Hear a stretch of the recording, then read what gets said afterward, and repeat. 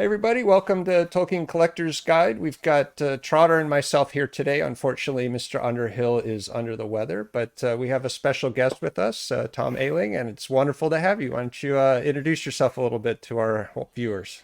Thank you both very much for having me on. It's really great to be here. I'm Tom, as Jeremy just said, and I'm an antiquarian bookseller. So I deal in rare books and manuscripts, and deal in a fair amount of Tolkien material in that as well. So yeah, really excited to be here and talk to you both. Is that a particular interest of yours, the Tolkien focus, or is that just because it's so popular right now that it crosses everyone's desks? Well, I mean, my kind of interest in Tolkien far predates me even becoming an antiquarian bookseller or knowing what a first edition was.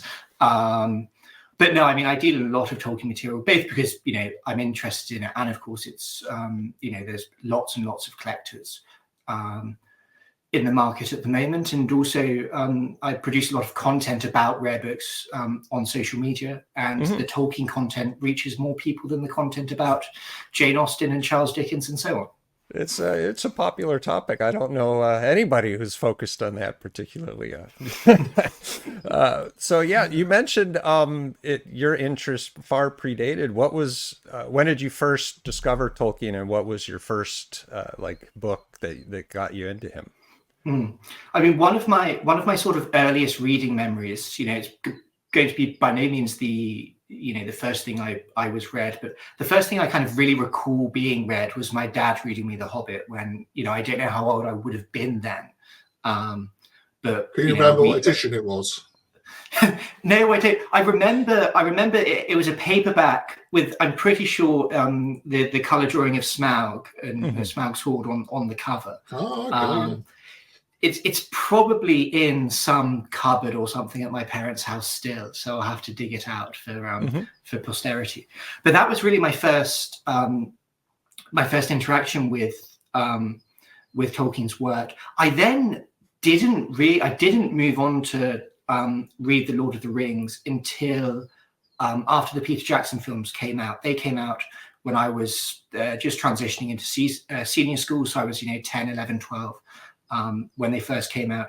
So I'm sort of part of that generation where a lot of us saw the films first and then read The Lord of the Rings on the back of that. So our sort of collective memory of the text and the world is very much bound up in all that imagery from the Jackson films. Well, I think the films were very good at that, and actually getting people into Tolkien's world and actually getting people to read them.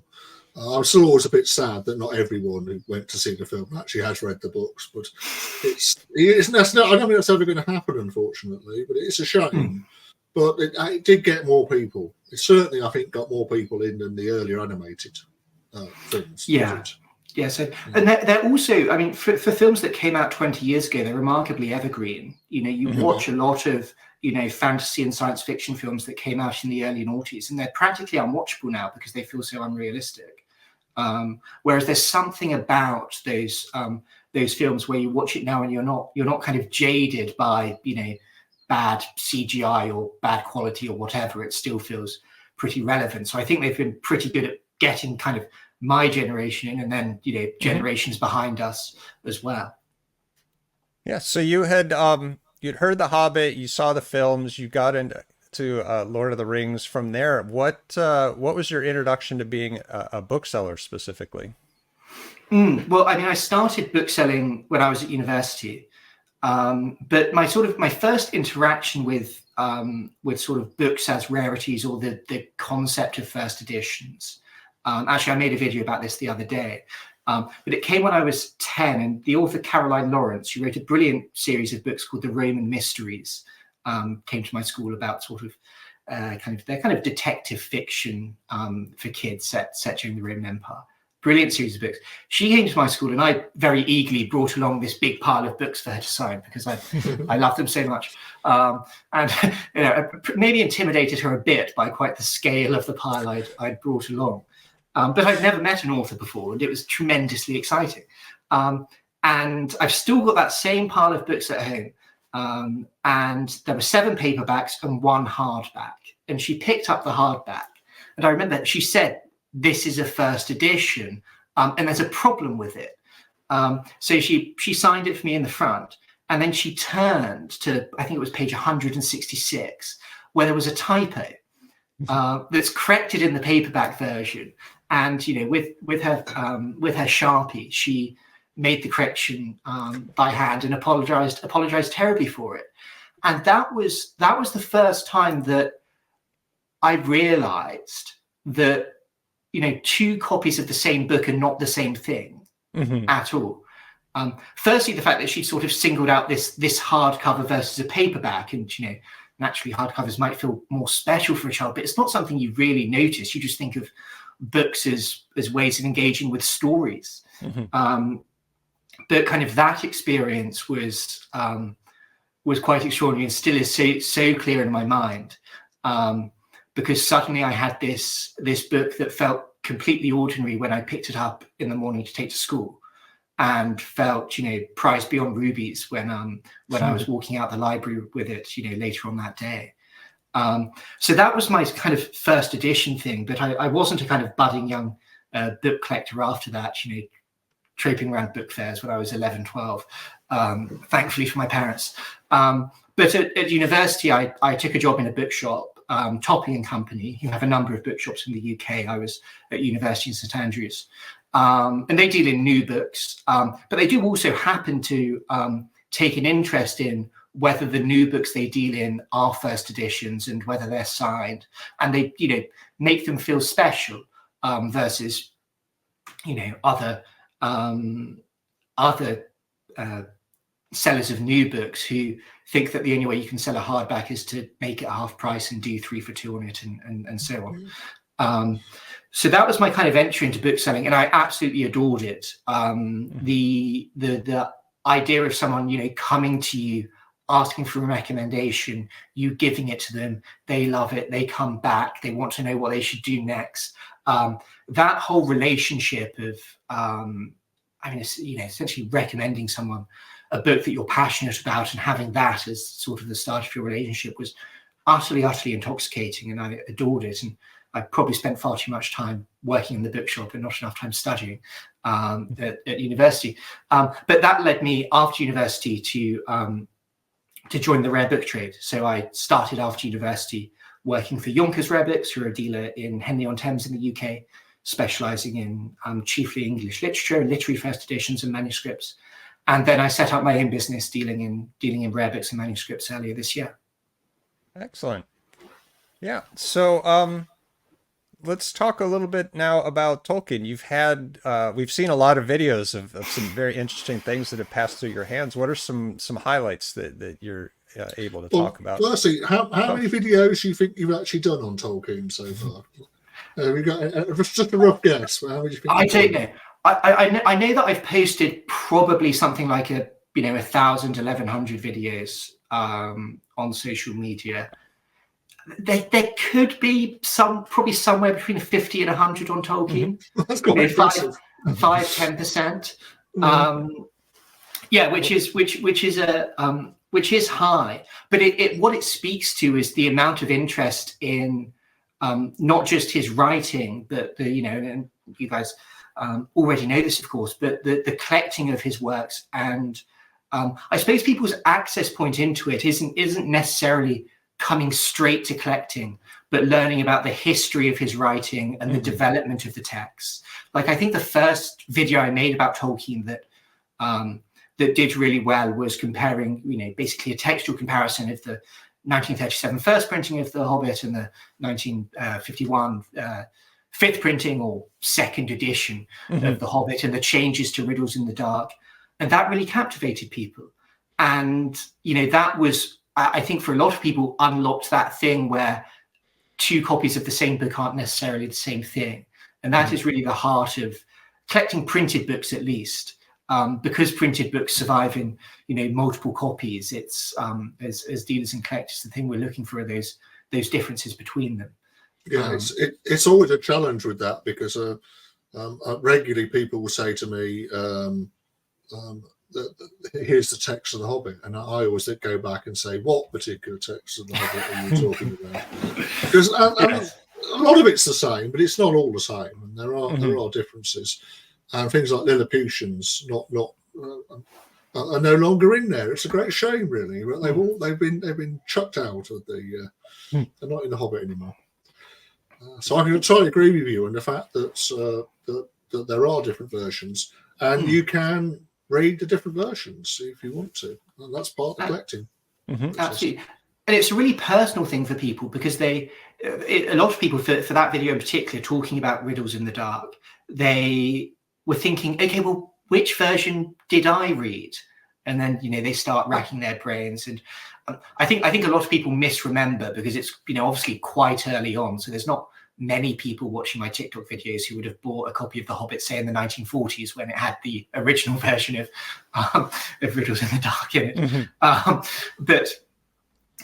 But nevertheless, there might have been a first, second, third, or fourth printing lying around their house, maybe. So. Well, it's quite interesting for what happened with the Lord of the Rings, because Tolkien went to great lengths to say that there's two different versions, because when he brought out the Lord of the Rings in 54 and 55, most people would have read the first version.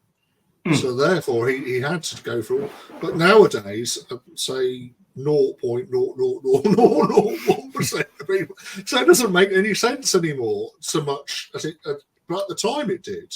And it's things like that I find fascinating, really, that, the fact that he even did that is unusual. Most authors would just ignore, would just say, well, who cares? I've changed it now. Doesn't matter. Yes. That's what I love about the 1951 Hobbit, that he has the sort of prefatory note that writes in his amendments into the universe, which is a sort of attention to detail that is so typical of him, but so atypical of most writers. Most people would just paper over the cracks and hope no one notices. That sort of that kind of deep care to the integrity of the text and the development of the text. Which again brings it back to why I think it's such potent ground for book collecting, because those aspects are not at all incidental in Tolkien. They're very, very deliberate and an important part of the story. Absolutely. Yeah. The changes he made, the discussions he had with his publisher over the history of the publication of The Hobbit, and the fact that he was surprised that chapter 5 changed, because he had first submitted it as he just sent it in as hey, what do you think of this? I'm thinking about doing something. And you're like, oh sure, here's a proof copy of the 5th printing. And okay, maybe we better I guess we'll roll with that. Do that. So he actually made it line up, so they didn't need to reprint the whole book. So it's not that he hadn't thought they were going to do it, but I think he forgot. I think he forgot about it. Yeah, the attention to detail he put, even to just not having to retypeset pages. He needed to change a word for whether it was a typo or he had changed his mind. He very carefully had the same number of words and characters in his emendations he would send to the publisher, so it would only affect that one page, and they wouldn't have to retypeset the rest of the chapter or anything like that. It's just there's so much. They did reset the whole thing though, so that was a waste of time. Well, that one.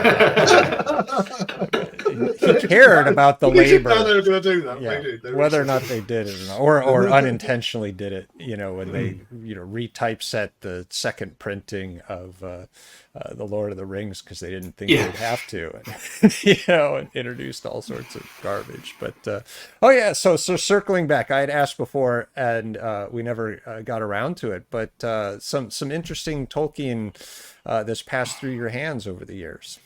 Yeah, I mean, I guess my mind, moves towards the kind of more unique items that we've had. I mean, it's, handling first editions of, The Hobbit and The Lord of the Rings and things signed by Tolkien are incredibly special. But one thing that was the subject of a video and made an appearance on the Tolkien Collector's Guide was the ring that Garrard made in 1987 for a bookshop window display competition for the 50th anniversary of The Hobbit. I mean, that was a sort of fascinating thing to handle, because when we first laid our hands on it, we weren't entirely sure, what it was or the integrity of it, or Mm-hmm. whether it was just something someone had knocked off, or whether it was a publisher commission, which in the book trade makes a big difference. Absolutely. Between being a piece of fan art and an actual item commissioned by the publishers. So sort of both the kind of beauty of that item as an object, and then the fact that the archives in Glasgow confirmed that it was exactly what we hoped it was incredibly fun. But then there's been some things that passed through my hands in recent times that I've quite enjoyed. I had a copy. I like having stuff from Tolkien's library. Even if they are unmarked and just have the posthumous library label. So I had a copy of Middle English Lozenger the other week from his library, which is quite nice. A nice copy of the Silmarillion with a forage painting with the 2 trees of Valinor. That was a lovely thing. Someone asked me a couple of weeks ago. Someone asked me that they wanted a Priscilla Tolkien signature. Which I thought, so I think they want to do the sort of second generation, as it were, as well as the first. So I found quite a nice book. It's sold, but I had it on the side of my desk ready to go out to him. It's this book that isn't very Tolkien-y at all. It's a book on the actress Ruth Draper. Very cool. And it's not, strictly speaking, Priscilla Tolkien's copy. But she was lent it by a friend in Oxford, and there is with it this letter from her returning the book to him and apologising for the great delay in making that return. But it's quite a sweet letter, because she talks about sorry if I put that behind. No, it's good. Yeah, you can see it clearly.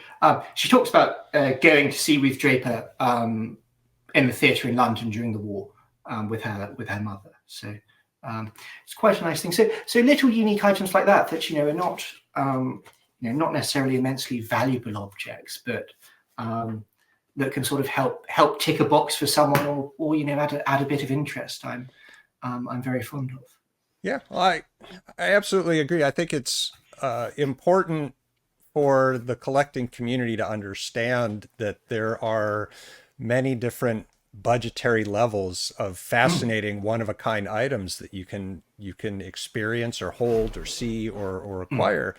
You don't have to be dropping tens or hundreds of thousands of dollars or pounds to get something unique in your collection. You can spend tens or hundreds if you find something small, unique, interesting.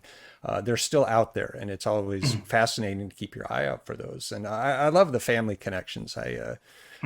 Finding things from children or Edith or others that just kind of round out the story of him as a human more than just an author of Middle Earth stories is an area that people do like collecting. And I'm so happy that you have this Priscilla letter and are able to have found a happy home for someone who is interested in that. So that's no, that's something I'm a great advocate for, and something that I say all the time, because one thing that people can get an impression of if they're, say, engaging in content about rare books and book collecting online is, they'll see a first edition of The Hobbit and see that it's, 5 or 6 figures and think book collecting isn't for them.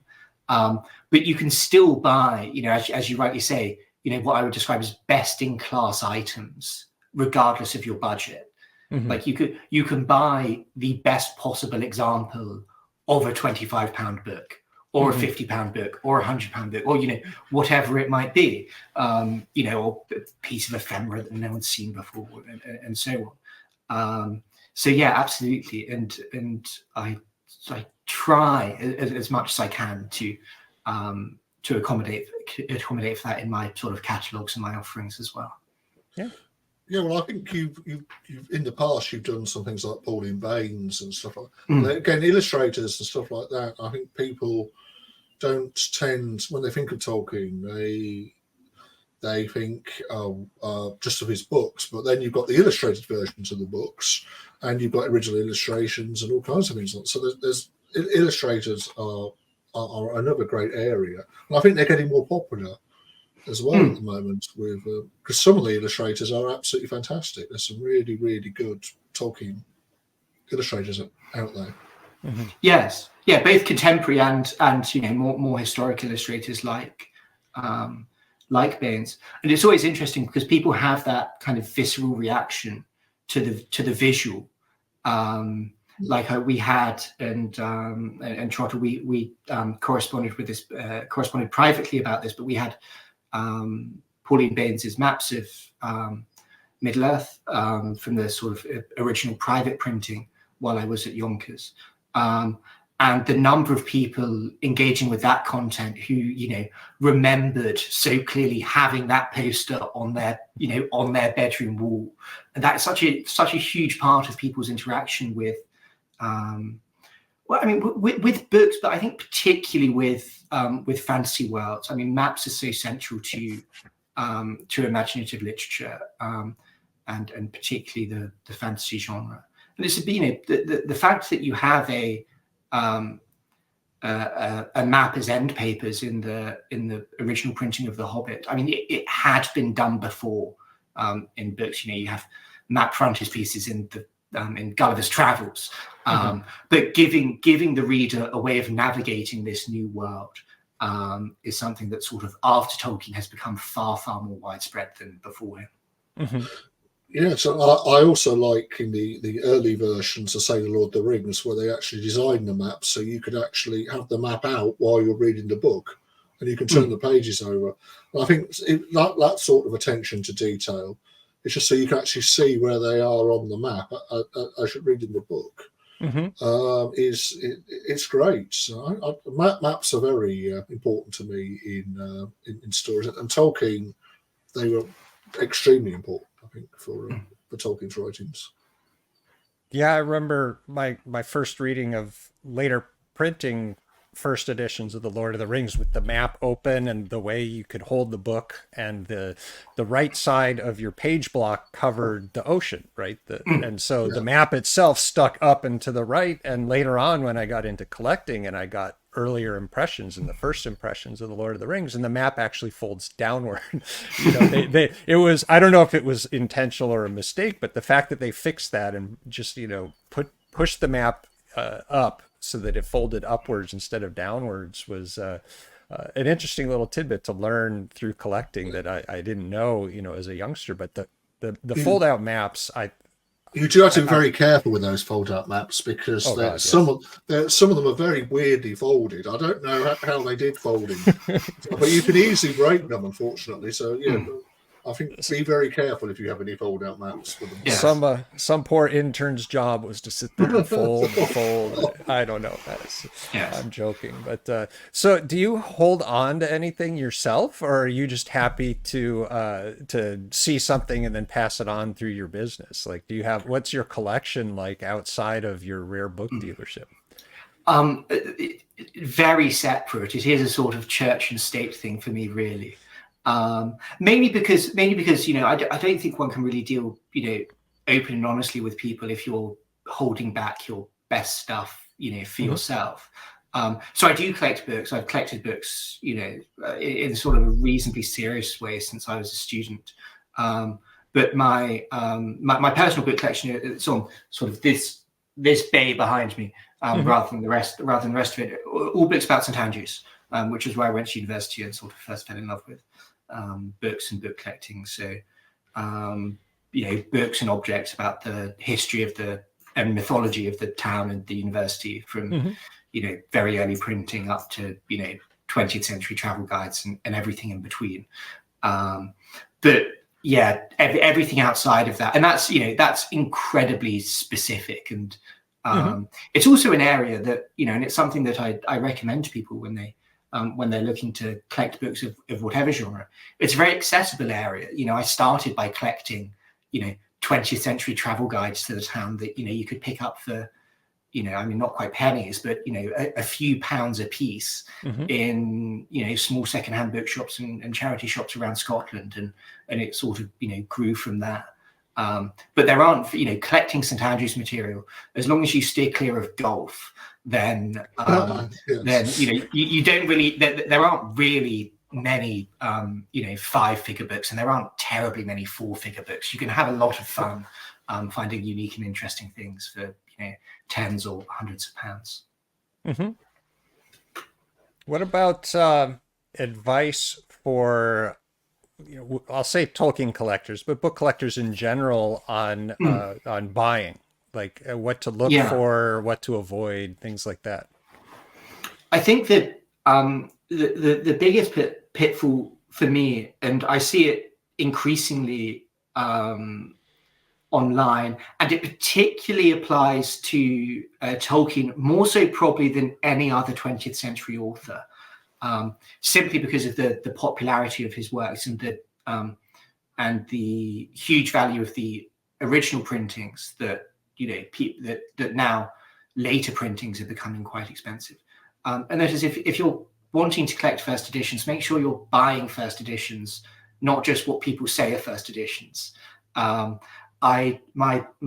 big, I mean, it's a bit stronger than a pet hate, to be honest.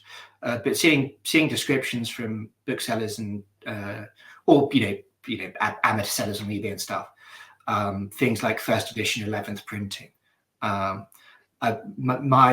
belief is that the word first edition should be nowhere near a description of a book that is not the original printing. Not just because it's I can appreciate that part of this is to do with how Alan Unwin described the printings of their books on the copyright page. First published 1937, second impression, and so on. So people think they're just copying out what it says on the back of the title page. But ultimately, something printed 4 years after it originally came out is not a first edition, regardless of what the publishers say it is. And booksellers have a duty of care to their customers and to prospective collectors to not claim things are what they're not, especially because, and you mentioned it earlier, that it's simply not bibliographically true to call something like the second printing of the Fellowship of the Ring the first edition, second impression, because the type was entirely reset. So it's nothing close to a first edition. Really, with something like The Hobbit, the fact that you've got essentially a new production with color illustrations, I think it's equally disingenuous to call the second printing of The Hobbit a first edition. So that's, I mean, I'm fighting a losing battle because the description of books on the internet is a complete race to the bottom. And the more that people say first edition, third printing, first edition, 22nd printing, whatever it might be, the more people who are actually selling first printings are obliged to say first edition, first printing, rather than just first edition, which I think is ample. Well, I sort of agree with you on that, because most books are only ever one edition anyway, because they've never done a second edition or a third. So they're all first editions in that case. So you have to say what printing, what give as much detail as possible. And I absolutely agree. I just posted something on the Tolkien Guide today about someone trying to sell a paperback from 1966 of The Hobbit, saying it's the first one from 1966 for £1,999, and it's actually a 1974 edition. It actually says it on the copyright page. It says 1974. And what? Surely they must have seen that. They must have noticed it says that on there. It's not a 1966 copy. Well, anyway, there we go. They see a number and they stop reading, and they stop reading. Yes. Yeah, we've done a few videos and others have, and being able to identify what you're holding can be complicated, especially with Tolkien, when you're talking about 70 years for The Lord of the Rings and almost 100 years for The Hobbit, of all these different editions, and what does the copyright page mean, and which date is the meaningful date, and it can be challenging. And Trotter and I were just talking earlier today about adding images of the copyright page when we're talking about something, to say, like, this is why I know it's this edition, and just to try and communicate the details that are important and how to read, a copyright page, and how to look at the binding and, the other materials to know exactly what you have. And fortunately, the publishers don't help themselves in certain cases by printing very misleading copyright pages that actually imply that it is a first printing of a book, when it's clearly not. And you go back to how going through books and looking for various other things inside the book, because you can. I was hoping that those sort of days are over, but they seem to make a comeback occasionally. Yeah. Yes, that's my view. One thing that I find particularly annoying is where the sort of the extreme lateness of the printing is buried somewhere halfway through it. So it starts first edition, and then you need sort of extreme willpower to reach the point to tell you that it's not. Yeah. So, that's one thing, and like I say, it does seem to apply particularly for Tolkien because of the sort of, I mean, the fact that his works are reprinted. Most authors' works aren't, as Trotter said, aren't reprinted at all. So the fact that there are later printings that does apply to that. But I guess my second thing, and it's very much tied to this, is get out and see books in person. For real, as much as you possibly can. I'm a great evangelist for book fairs. I think they're wonderful, and not only as if you're an acquisitive collector, then at book fairs you're going to see books that aren't for sale online and will never be for sale online, because they'll either dealers who don't deal online, that's why they do fairs, or because they're new stock offered at fairs and it will sell before the fair's over. So it's a sort of access point to really high quality material or really interesting and unique material. That's great. But the secondary effect of them, of course, is that you get to actually get an appreciation for these things as objects yourself, and that's going to make you a better informed collector. And then when if you do see an online listing of a book and you've seen it before in person, that's incredibly powerful to have in your toolkit. If you sort of have a really good sense for it as an object, what it should look like, what should be there, that's absolutely brilliant. And also, of course, you can meet dealers, and I know that in the age of sort of eBay and very anonymous, relationships with dealers through things like third-party sites, none of which I sell on personally. But I think one is in danger of losing that personal relationship with dealers, where in reality, a bit like my point about the availability of stock, many of the best books that all dealers sell or that many collectors buy are things that are never offered publicly for sale. They're sold before they reach catalogs, before they're published online on dealers' websites, before they reach Aid Books, before they reach eBay. They go directly to people who we know want them. So yes, I mean, I think book fairs are great for a huge number of reasons, and I would encourage people to go, even if it can be a bit nerve-wracking of an environment to go into if you're new or haven't done it before. But I'd urge you to try anyway, because most of the dealers there are extremely friendly and knowledgeable and very willing to. The nice thing about book fairs as well is that it's not really the same as, say, going to a library or going to an exhibition where everything's in a glass. They do tend to be in glass, but you can actually ask the dealer, "Can I have a look at the book?" and they'll get it out. And if you've never seen, say, a first impression of The Hobbit before, and you wanted to see one, book fairs are great places to actually go and see one. At least you can then say, "I've seen one." Yes. Yeah. And the book dealers like Tom here, you want to meet new customers. You're interested in these people showing up to your booth, or sending you an email or making a phone call. Like that's important to you, and it's nothing to be scared of as a book collector, to reach out to dealers and build these relationships. Yeah, absolutely. But even someone who isn't ready to start collecting yet, people who we do this for a living because we love books and we love talking to people about books, and we're very happy to talk to enthusiastic people who are enthusiastic about the same things we're enthusiastic about, whether they're ready to start collecting or they're just curious about this world. Oh yeah, absolutely. And I just want to circle back on your point of building a relationship with you or another dealer is so critical for having access to materials before they show up online. For as an example, it's in this day and age, online seems to be, you know, the vast bulk of collecting to an uneducated eye. You know, it's like, oh, it's just so easy to go on and see everything on AB books and on eBay, etc. So this must be, I'll just watch those and I'll hope that the book I'm looking for shows up on it someday. Whereas I think, you know, if you're looking for some truly unique items, that building relationships with dealers who have these passing through their hands is really the only way to discover that something's going to be on the market or is on the market, and to have a good shot at it. Yeah, and it's very symbiotic as well, because you know, I think it's great for collectors, but it's also incredibly helpful for me as a dealer.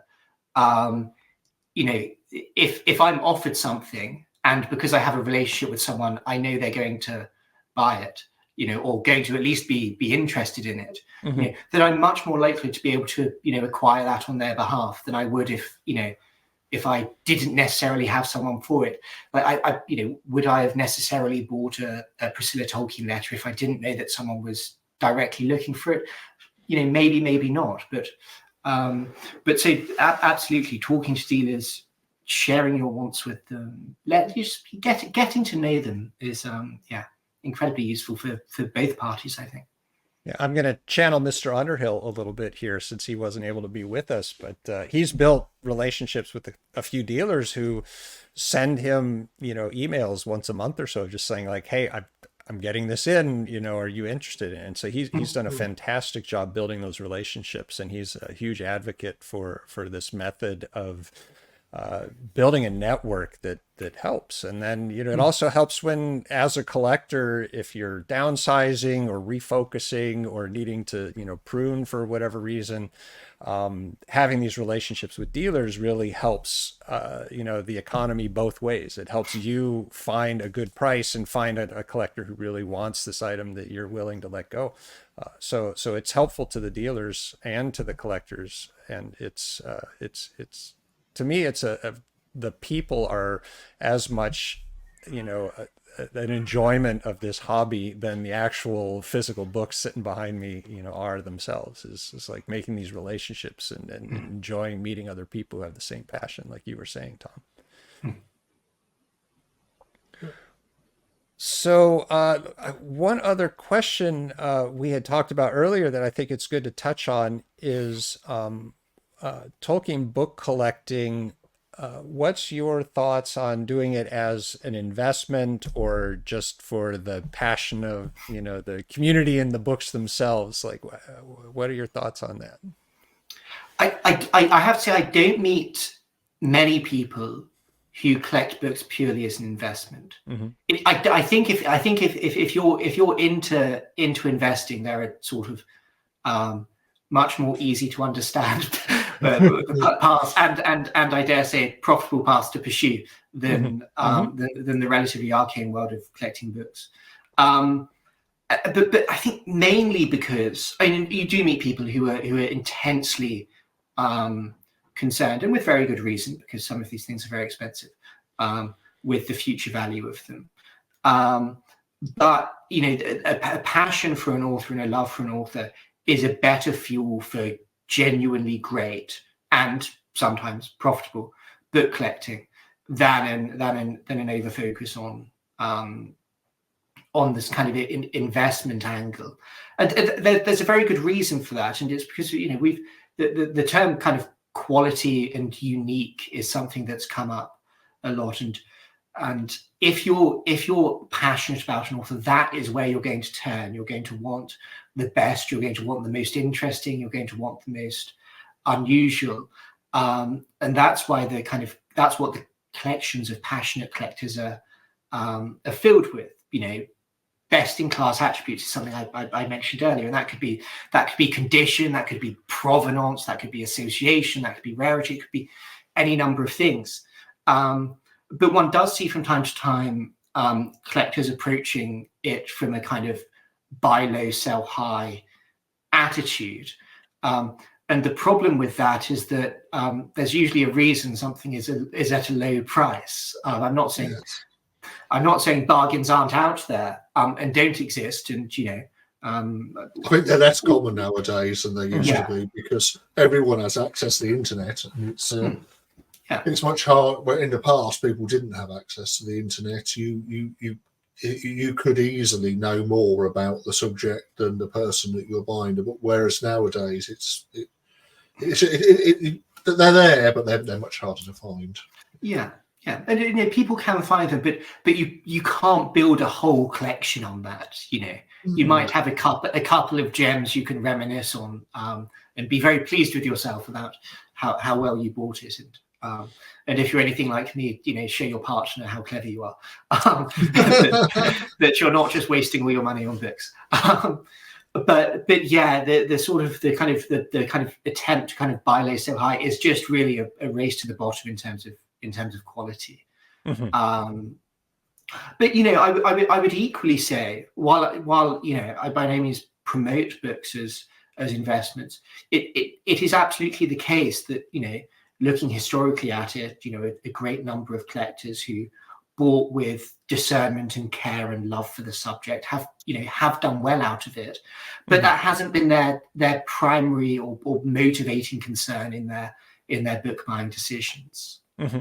Yeah, I think you always come back to what you said earlier. Is you have to have a sort of passion really for the subject, and if you don't, then I just don't think it's the right thing to be doing. Really, if you don't have a passion for book collecting or for an author, to go and look at something else. I think, but yeah, I always try, and when people ask me in particular, I always try and say, you should be able to lose everything on an acquisition. You should not be buying it because you have to be able to flip it and make a profit.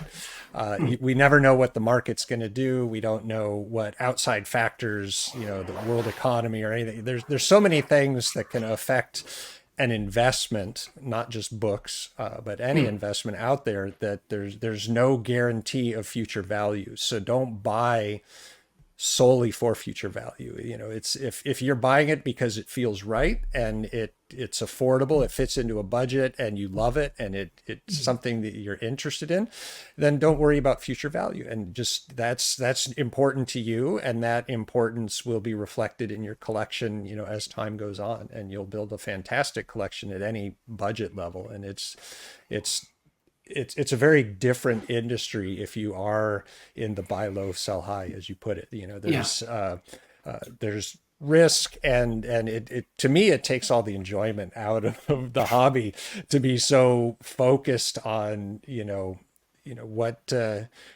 what's the value today, and do I if somebody else bought one lower, it makes me feel bad. It's like, no, not at all. I'm super happy for someone else to have found a great deal on something. So it's more passion, and you were saying a whole bunch of factors about book collecting, of the provenance, association, rarity, importance. It's still possible to find really random small things for very little money that are important to the bibliographic world. We've had collectors come through the guide, just finding old magazine issues with an advertisement, or a small book review or something else that's like, oh, this had been lost to time. People hadn't recorded this, and now we found it again, and it's an interesting little tidbit that helps us understand publishing history or Tolkien's interactions with fans. There's so much out there that's not budgetary and price dependent, in this hobby. Absolutely. And sort of related to that, if we link that back to what we were saying about advice for collectors, one thing I would say, I was smiling as you were describing, things like finding that, unknown magazine review or appearance. It's good to bear in mind as you're at book fairs, handling things, watching things, or seeing things online, reading booksellers' catalogs, whatever it might be, just sort of keep tabs on your sort of internal thrill meter, and it's sort of start to realize what is it that gets your heart beating a little bit faster, or gets the smile on your face, or makes you excited, because your gut is really worth listening to in those instances, because it's also part of the nature of books. What I was talking earlier about the multiplicity of books. You can have two great Tolkien collections that look very different, and I think that's true of many single author collections, but I think it's particularly true of Tolkien because of the diversity out there, the different directions you can take it in, and also, it's worth saying that the kind of healthiness of the market and the availability of interesting material.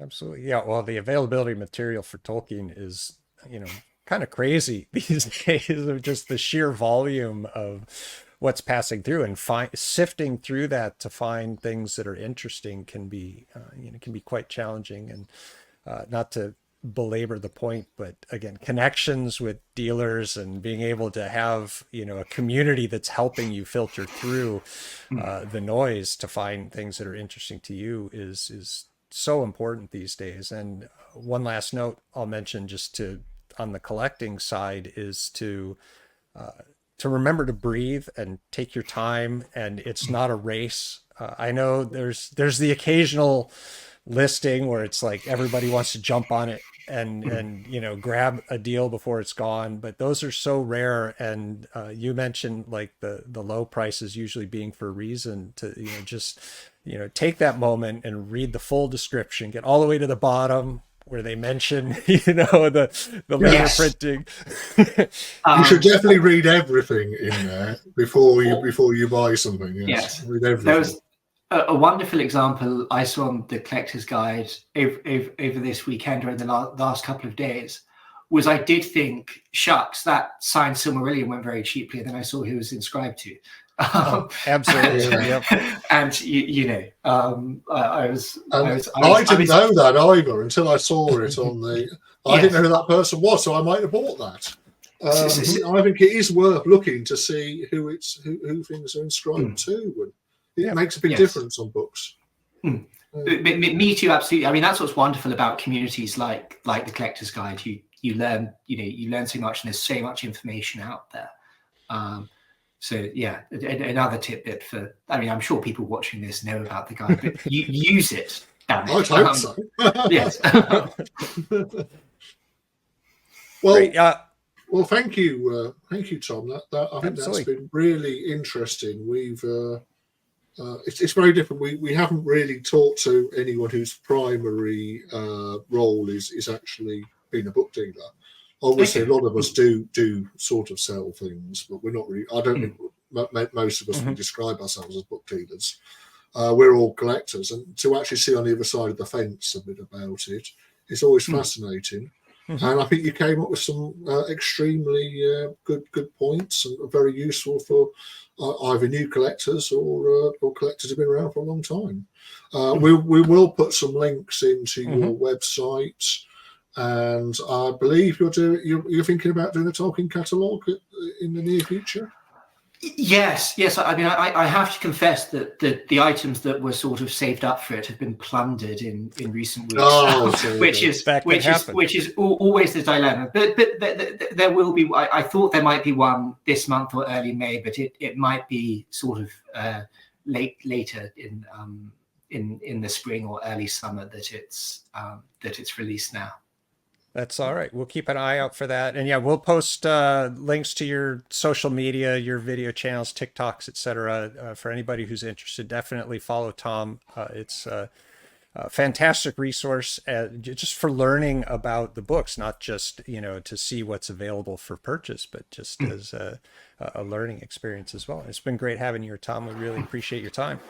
Thank you so much. I've really enjoyed it, and I'm on the Collector's Guide. I probably check in, at least once a day. So thank you so much for your work on that. And yes, I'm a great advocate for it. So thank you.